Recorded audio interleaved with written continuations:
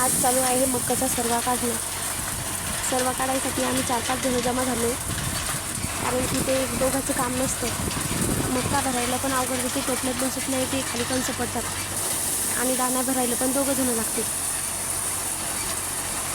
मक्काची धार जोराने काढते, त्याच्यामुळे दोघं जण पोतं धरायला लागतात. त्याच्यामुळे 2 जण पोती धरायला ठेवतात, त्या आई आणि बाई.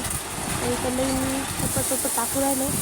सुचून भाऊ कधी मशीनची रेस कमी झाली, कधी जास्त टाकत जास्त कमी झाला तिथे चालतात, मंदात टाकू लागतात आम्हाला. आणि पृथ्वीराजला पण आज लवकर उठवलं झोपवतो, म्हणलं सकाळी सकाळी पटकन कामं करून घ्यायचे. आणि ते मकाचे गंडूनं पण जमा करून ठेवत मस्त आम्ही.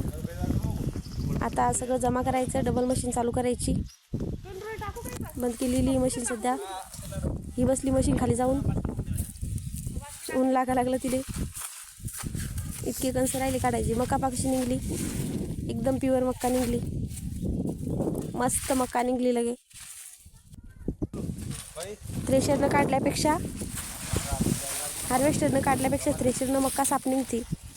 हार्वेस्टरनं कंस पडतात जास्त, त्या हार्वेस्टरनं काढल्यामुळेच हेच सर्व पडला, तोच आम्ही इचून घेतला आणि दशमीसनं काढायला लागलो होतं. हे जे कुटार आहे ते ढोरायला काम येते मस्त. आता झालं डबल मशीन चालू, कारण की आता जे जमा केलं खालचं ते मात्र गित्र ते सगळं चालू करायचं, डबल काढून घ्यायचं. झाली चालू मशीन.